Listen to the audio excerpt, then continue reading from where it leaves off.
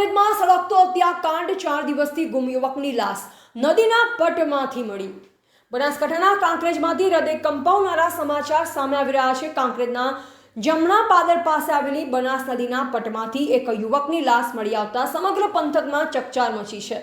આ મૃતક યુવક બીજું કોઈ નહીં પણ છેલ્લા 4 દિવસથી ગુમ થયેલો અરણીવાડા ગામનો રાહુલ સોલંકી છે।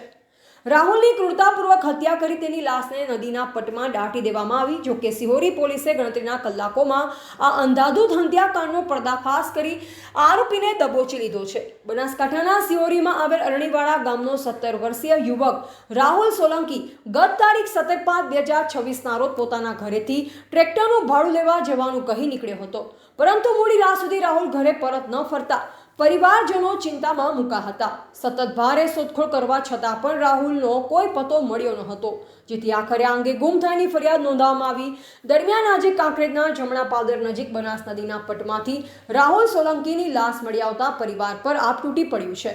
ઘટનાની ગંભીરતાને જોતા સિહોરી પોલીસ મામલતદાર સહિત એફએસએલની ટીમ તાત્કાલિક ઘટના સ્થળે દોડી નદીના પટમાં લાશને દાટી દેવામાં આવી હોવાથી સમગ્ર મામલો હત્યાનો હોવાનું સ્પષ્ટ થયું।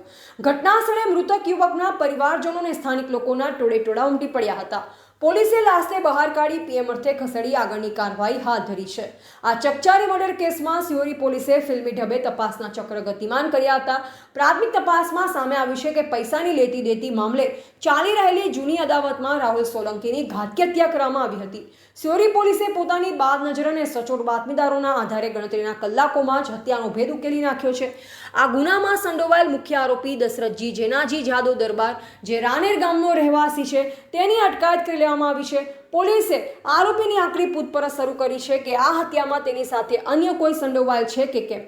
પૈસાની લેતી દેતીમાં એક માસૂમ યુવકે પોતાનો જીવ ગુમાવ્યો છે, ત્યારે પોલીસે આરોપીને જેલના સળિયા પાછળ ધકેલી દીધો છે અને આગળની કાયદેસરની તપાસ હાથ ધરી છે। આ મામલે અન્ય કઈ ખુલાસા થાય છે કે નહીં તે હવે જોવું રહ્યું છે। અહેવાલ અરવિંદસિંહ ભટ્ટેસરિયા, ભારતની અસ્મિતા, કાંકરેજ।